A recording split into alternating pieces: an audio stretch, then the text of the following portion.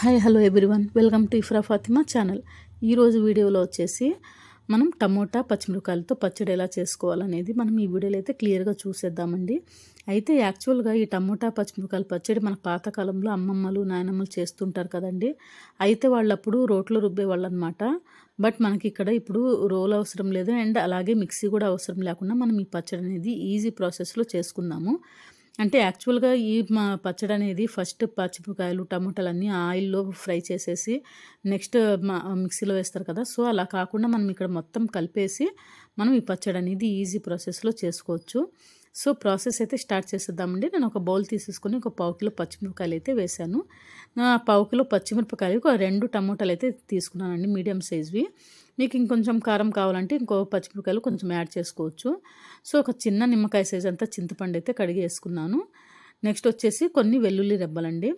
Next ఒక onion తీసేసుకొని, onion అయితే ఫుల్గా వేసుకోవద్దండి, సగమే వేస్తున్నాను. మిగతా సగం అనేది నేను పచ్చడి చివర్లో అనేది చిన్న పీసెస్గా కట్ చేసి యాడ్ చేస్తాను. సో అలా యాడ్ చేయడం వల్ల చాలా బాగుంటుంది. సో హాఫ్ ఆనియన్ వేసాను. టేస్ట్కి సరిపడా సాల్ట్, అంటే 1 టేబుల్ స్పూన్ సాల్ట్ పడుతుంది. అండ్ అలాగే హాఫ్ టేబుల్ స్పూన్ పసుపు, ఒక 2 టేబుల్ స్పూన్ ఆయిల్ వేసుకోవాలి. ఈ 2 టేబుల్ స్పూన్ ఆయిల్ వేసుకున్నాక, ఆయిల్ కంపల్సరీగా వేయాలండి. నెక్స్ట్ వచ్చేసి ఒక టీ గ్లాస్ ఆఫ్ వాటర్ వేసుకోవాలి. వాటర్ ఎక్కువ వేసుకోవద్దు, ఒక టీ గ్లాస్ ఆఫ్ వాటర్ వేసుకుంటే సరిపోతుంది. చూసారా, ఈ మొత్తం బాగా కలిపేసుకొని పెట్టుకోవడం అండి. ఎంత ఈజీగా ఉందో కదా, చాలా ఈజీ ప్రాసెస్ అనమాట. నెక్స్ట్ వచ్చేసి మనం స్టవ్ మీద పెట్టేసుకొని మధ్య మధ్యలో చెక్ చేస్తూ ఉండాలండి.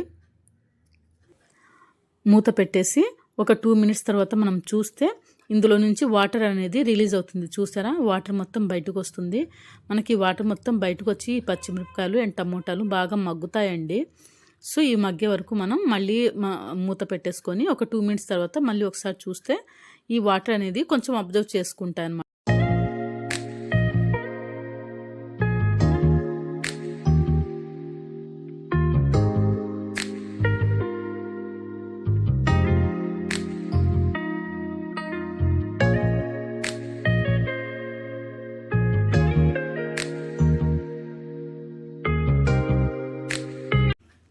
చూసారా, ఫైనల్గా మనకి వాటర్ అండ్ ఆయిల్ అనేది ఏం లేదండి.